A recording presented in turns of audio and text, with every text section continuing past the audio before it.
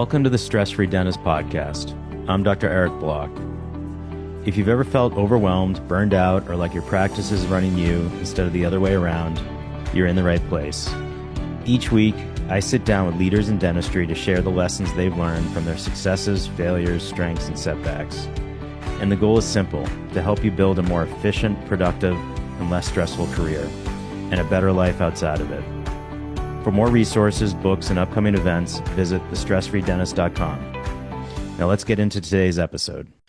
Hey everyone, welcome back to another episode. And today I'm joined by Michael Strohecker, who is the co-founder and chief growth officer of LuxCreo, a 3D printing company. And I got to meet him a few weeks ago at the Glidewell IOX symposium, and we got to know each other. And we met, and I'm like, I got to get you on the podcast because I love 3D printing, and Michael's a great guy and has a lot of knowledge, very experienced in the dental industry. And Michael, thanks so much for joining us.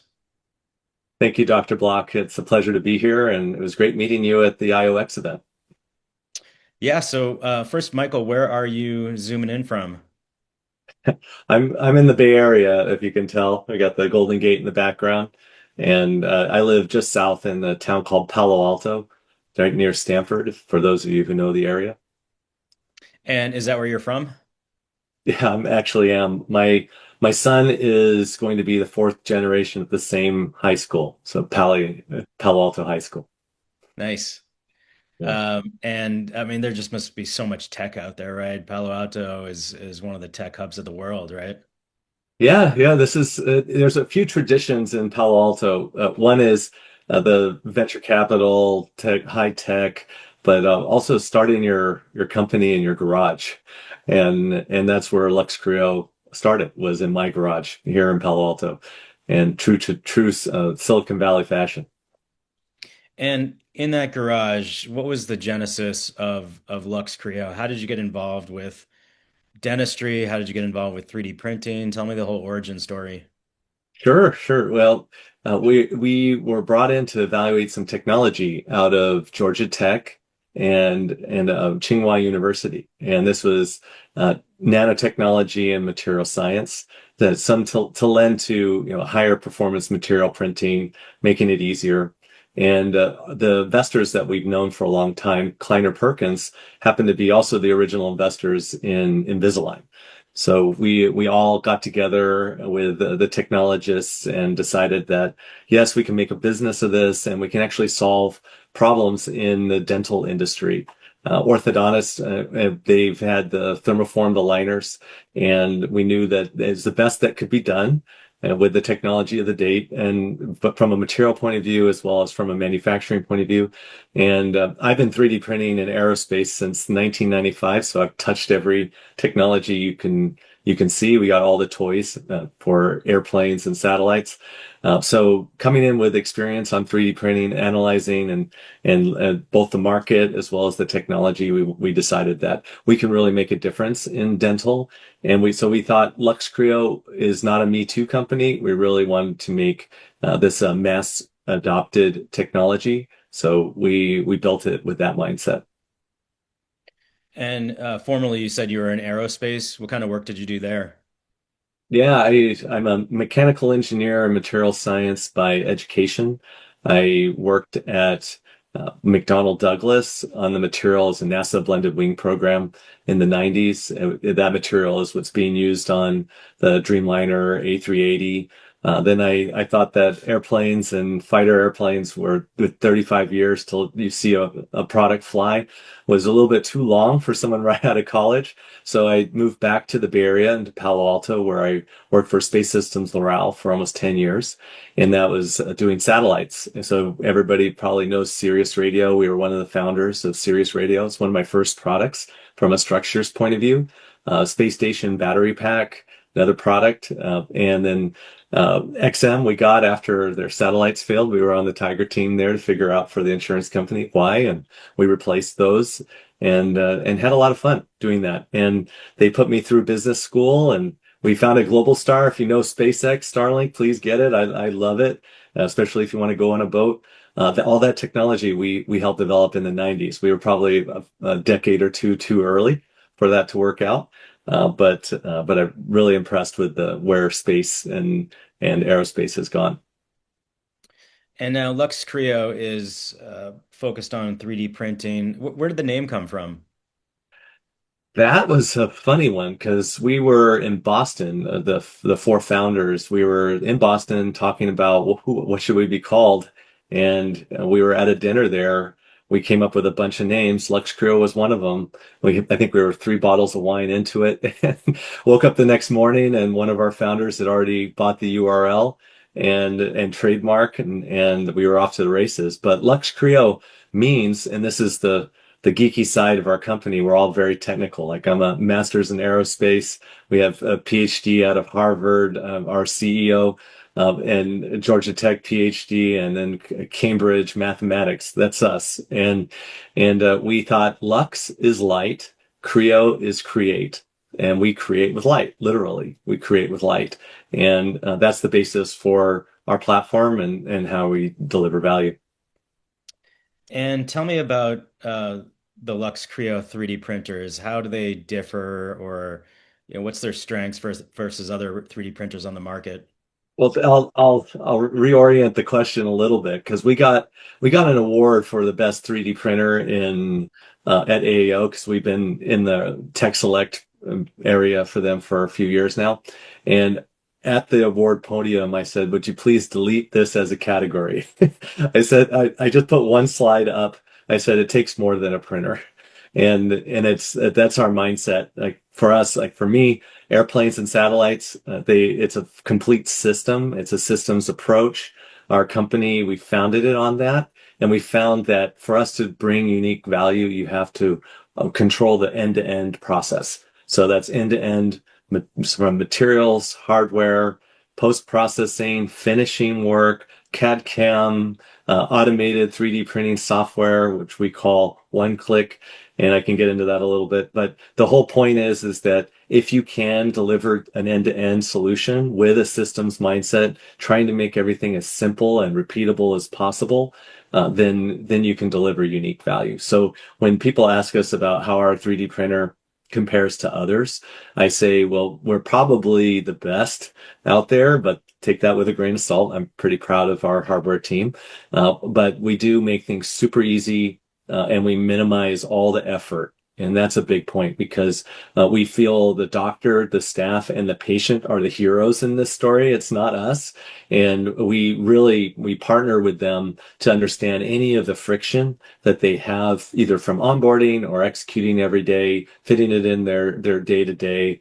And I can get into more details, but I've got a lot of scars from delaying our launches because we wanted to make sure that the user experience was great.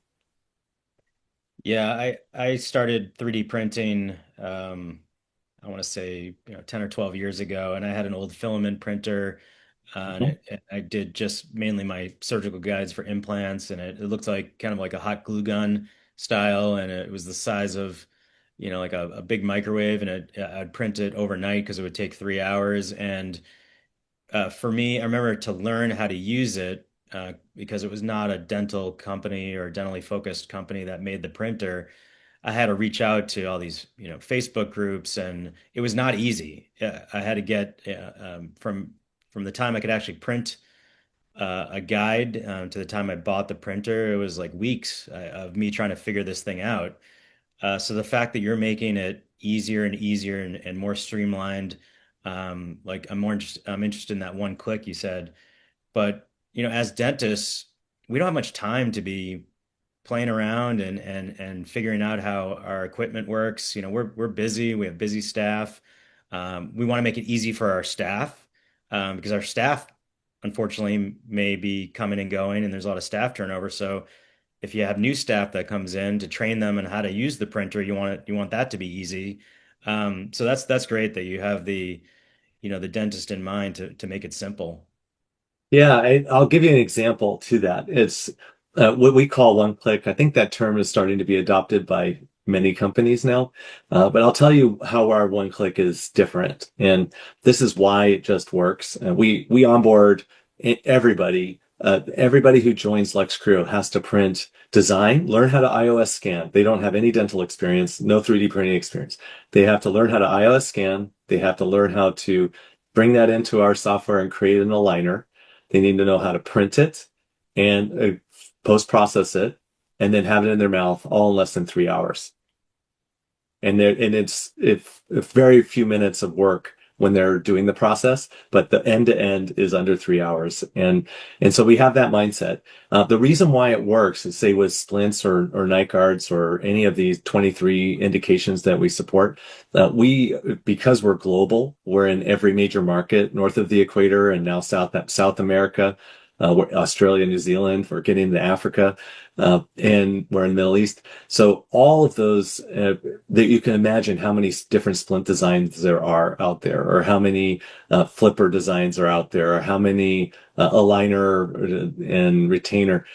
All of these designs we gather and create libraries. And then we print and we print and we print until we've minimized the number of supports, minimized the effort through the whole process, even the finishing, and it works every time. So the angle is always set. There's no tinkering. I said in the company, tinkering is a 4-letter word. And so we don't want any tinkering. And I see a lot of that in the industry. And you can tinker on the side if you want. It's open. But when you're really trying to execute, your staff's trying to execute, you just want it to work. And you mentioned aligners or retainers. Can you actually print a retainer, or do you have to print the model and then do like a suck down? Yeah, that's a great question. Traditionally, you would need a model, but you don't with us. We're the first to get FDA for direct print aligner and retainer. And we have MDR CE. We're the only ones with that. We're the only ones with CFDA in Japan, Taiwan. Like we're everywhere, globally certified. And you just print it. And you can think of, for those of you who are listening that 3D print, you already know directly printing appliance is the right way to go. The advantages of directly printing an aligner is that you get a more accurate print than if you were to thermoform, because the thermoforming process doesn't allow you to snap fit using the undercuts. Then there's many advantages on the design. You can create any shape you want with the aligner. You can thicken. We have AI that automatically thickens to give it better clamping. We have standard protocols for normal healthy adult, elderly perio, or juvenile with partially erupted molars. And then I am blown away by the last few years of doctors, what they've come up with, because it's like this unlimited palette for them. Like I was at EAS and this European Aligner Society in Brussels.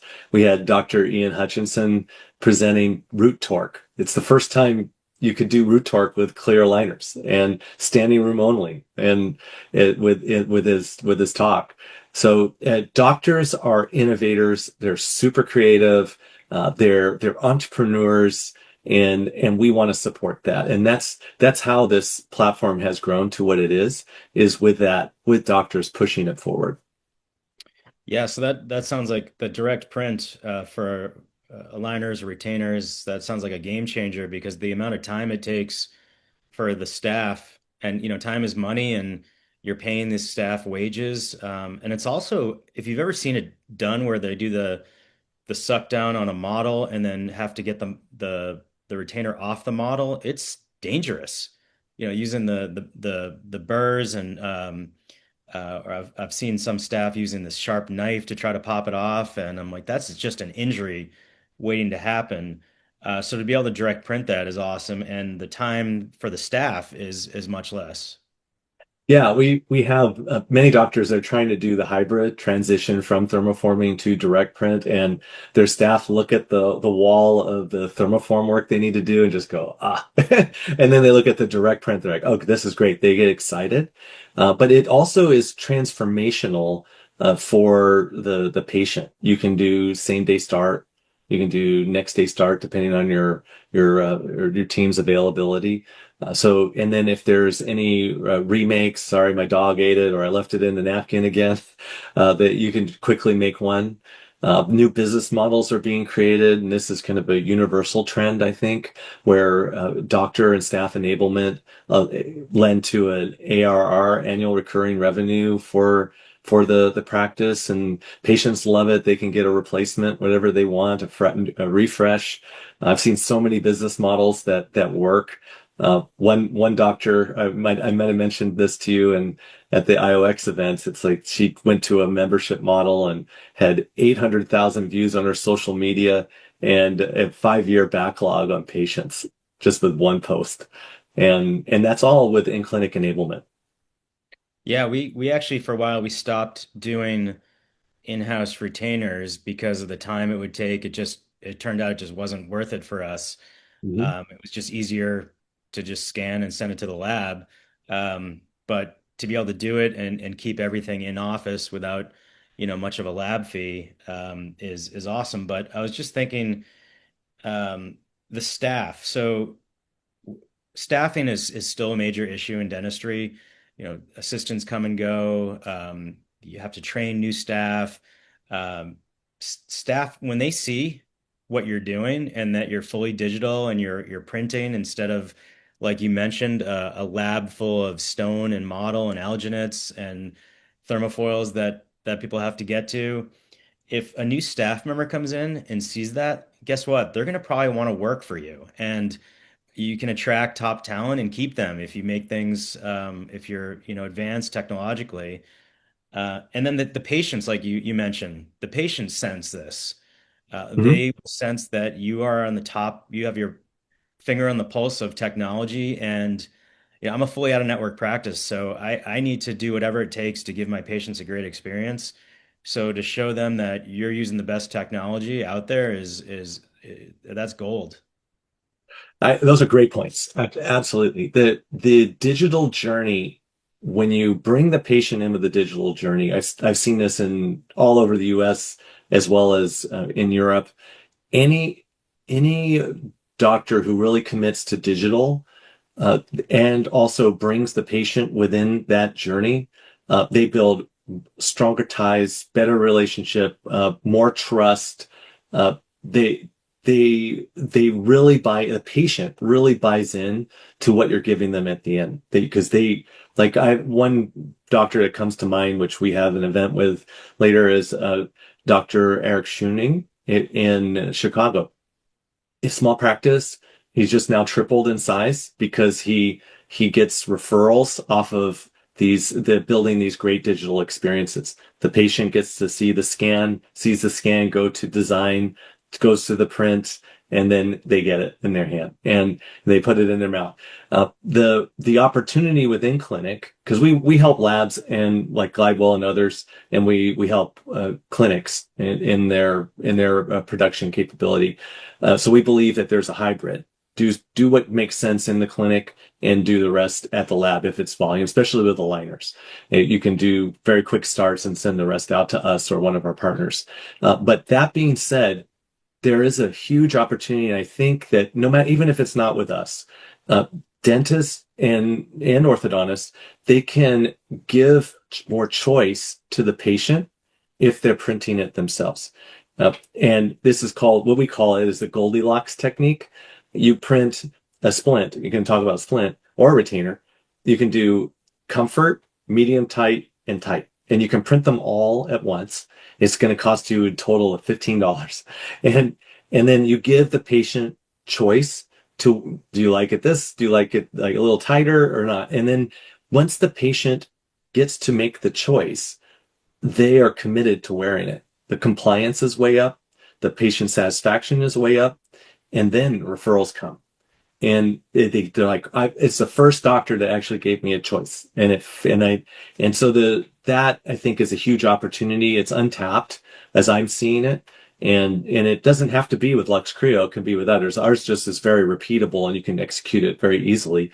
But it's something that I think it should be considered for in-clinic workflows. Yeah, I love that. And it doesn't take much more time at all to print three versus one, right? No time, no extra time. And on the finishing side, since it's so easy, like a splint for us takes just a few seconds, and there's not all these supports everywhere. you can execute that, or your staff can execute that. A lot of doctors, they are able to outsource all of this to their staff on day three. Yeah, you mentioned bringing the patient into the journey.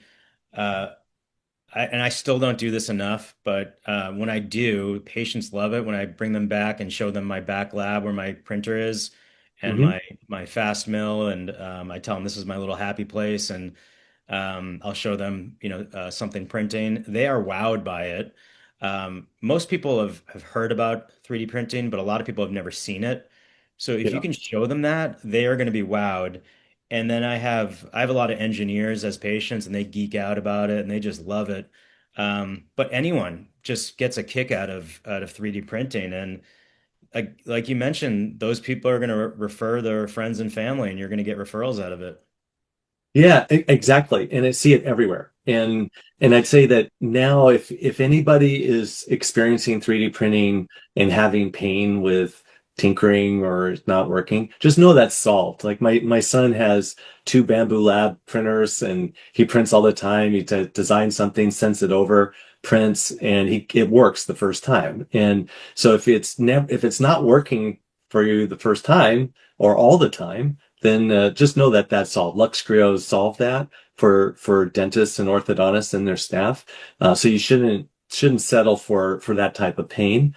But then you can also have fun. So I might be jumping the gun here, but one of the things for everyone who's listening, Dr. Block told me about ROI and ROF, and I was blown away. I told my whole team. So we have 200 people in our company. I told everybody, and then I tell people, even when I'm walking around, you do have a return.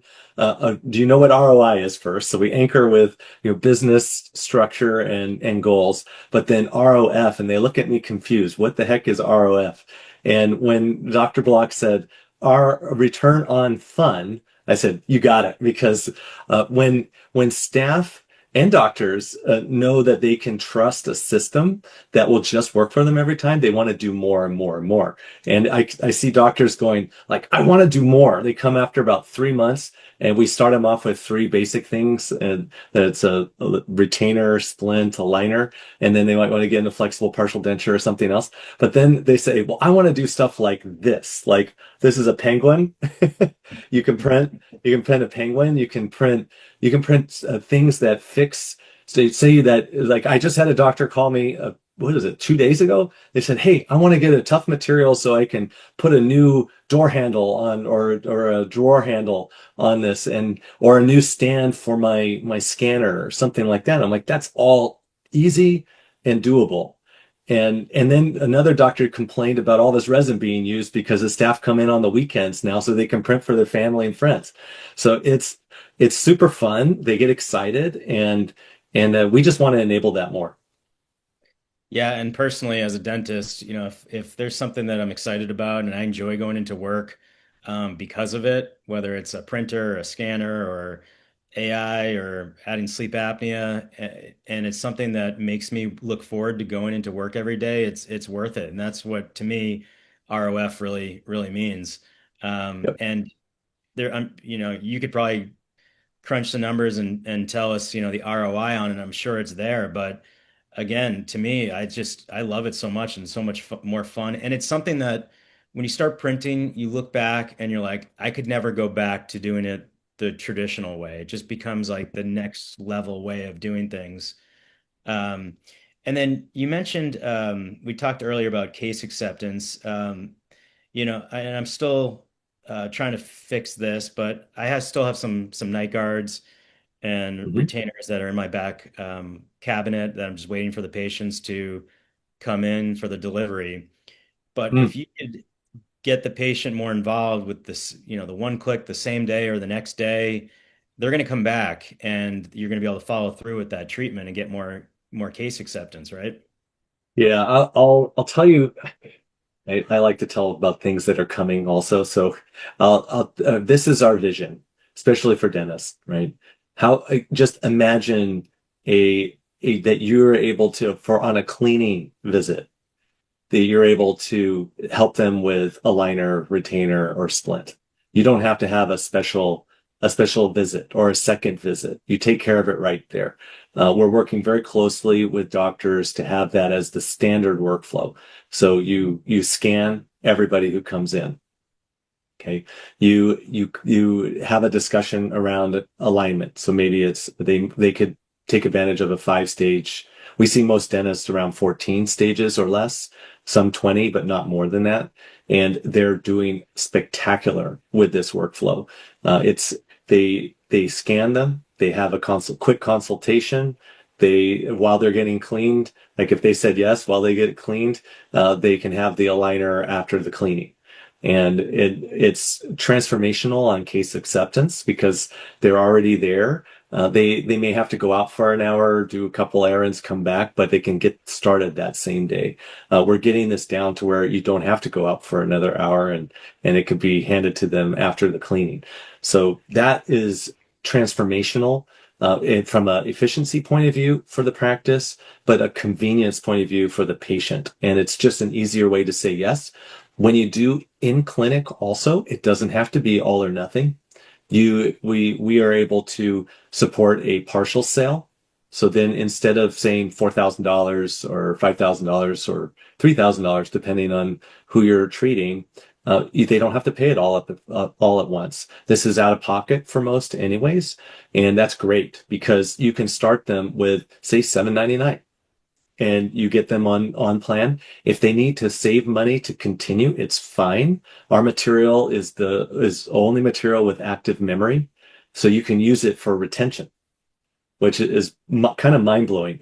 You can drive your car over our aligner and put it in hot water, and it goes right back to shape. There's no aligner like that, right? And that opens up these new business models. So when you look at case acceptance on a partial sale in a workflow that doesn't add another chair visit, it's just blows people's minds. Yeah, that is interesting to give the patient an option to just get started. If they can't afford the full treatment right away, to give them that partial treatment and at least get them started and get them going. Hmm. Um, I love that idea. And then you mentioned I do this with every new patient, but I'm going to start doing this more with our yearly or 6-month recalls, is to take that diagnostic scan and show the patient their images. And I even have the patient, stand up and come over to the computer and let them, you know, use the mouse and move their teeth around. To me, that is the now and the future of dentistry and the exam. Um, and when people see their teeth like that, dentistry just sells itself. They'll start picking out, some crowding or an old filling that they want replaced, or a metal margin to a PFM crown and want it replaced. And then guess what? If they want to move forward with something, you've already done the scans. So Hmm. you've already done that if they want to start with aligners, they want a night guard or want a retainer. So I think that's a great point that you made. Yeah, no, it's super fun to see how it transforms the workflow. And so seeing patients, getting the staff involved, having the right talk tracks, and then the right process for when the patient arrives. So like I mentioned, that workflow, I can provide more details maybe a later date, but it just works. And by having the digital workflow there, it just opens the mind of the staff and the doctors so that they can do more with less time. And that's it. So I'll geek out a little bit here. We call our aligner system 4D aligner, but it does hit our approach, which means uh, 4 dimensions. This is X, Y, and Z. That's the three dimensions that we know. And then the fourth one is time. So that's what we're taught in engineering and math and all that. So 4D means we save the doctor and staff time and we save the patient time. And that's the whole purpose, is to save time. So you get more control, more flexibility, and you save your time. And then, according to Interstellar, the movie, the fifth dimension is either love or gravity. I forget which one, but um, That's right. You need it. yeah, And somewhere fun needs to be a dimension. yeah, for sure. Now, you have been all over the world, seen dental practices, all over the world. What are the offices that are just crushing it and they're just doing awesome? What are they doing that they're doing so well? Well, number one, it is focus, and it depends on how big the practice is. If it's really big, multiple doctors, multiple sites, then they can do a lot more. But I see dentists killing it on aligners, just doing 5 to 14 stages. That's it. And I have a guess that it's somewhere between 50 and 80% of everyone who comes in for a cleaning could be a candidate for this. So you have this massive flow, and if you can just do the simple ones, we're coming out with a case selection AI that will help green light, red light, and that'll make it even easier. But I see that splints, night guards. I see doctors paying for a system, so $25,000 system in 3 months. It's just splints and night guards, retainers, and or a like if you have an extraction case where the back molar is not really seating up against the implant, you might need to do a minor correction with the back molar. I see that being done just without thinking. It's just so easy to do. Before you had to shave off the model and then do a thermoform, and it's just very complicated. Dr. Clark and many others are doing inlays. I think you should still mill a crown, like 100% mill crown. But an inlay works really well when you have a lot of the crown intact. The precision is unmatched when you print it like that. But I see from a sanity point of view, from a doctor's sanity point of view, the faster the doctor can outsource this to their staff, the better. And you can do so much when you're focused on the patient, maybe the design and the diagnosis, all of that. Just stay on focused on that and trust your staff. Especially like with our partnership with Glidewell, the staff are fine once they're onboarded, and once they're having fun with it too. They know they don't have to go to their doctor about this. They just come to Glidewell or to us, and we take care of it. And it's just out of sight, out of mind. It just happens, and they really, really love the ownership. Staff love the ownership of this. So I'd say sky's the limit. 23 different indications if you're a big practice. If you're a smaller practice, focus and just kill it on a few splints, retainers, aligners, probably, and then bring in flexible partial denture. That would be it, and then trust your staff. Mm-hmm. Awesome. You've already given, a bunch of great advice, but I do like to finish up with two final questions. Number one is how do we find out more? And number two, what advice would you give to the young dentists out there? Okay, well, find more. You can come to luxcreo.com, and you can always maybe you can share my email with them. Anybody, you have a lot of followers, so we'll see how that goes. But I'd say we engage with many universities, and this is all over the world. And I really love the enthusiasm of the students, the creativity, especially the master students who want to do research. They co-research with us, or we just enable them. So I'd say anybody who's in that realm, please hit us up. We'd love to push the envelope. But what we recommend and try to inspire in students is the digital workflow. And it goes beyond what we're doing. We have an end-to-end, which is great, but really the theme is digital, and digital it gives you a bigger palette. You can do more personalized care. You can do faster care. You can do better care. But you need to be familiar with it. So if you're a student, get into 3D printing, get into the digital design, like roll up your sleeves, learn the digital workflows. You'll see which one's better, which one's not. But without digital, you're going to be stuck in the past, and the industry is moving that way rapidly. And it's because it's better, easier, and you can do more for the patient. Love it. Great stuff. Michael Strohecker, thank you so much for joining us. Such a great episode. Oh, great. Thank you for having me. I just shout out to everyone. Keep doing all the great work you're doing. And Dr. Block, I'm again so impressed with everything that you're up to. Thank you. Thank you for tuning in to the Stress Free Dentist podcast.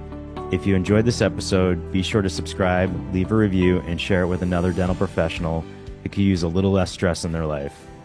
And head over to thestressfreedentist.com to check out my books, resources, and upcoming events, all designed to help you find more balance and joy in your dental career. And remember, you're not alone in this journey.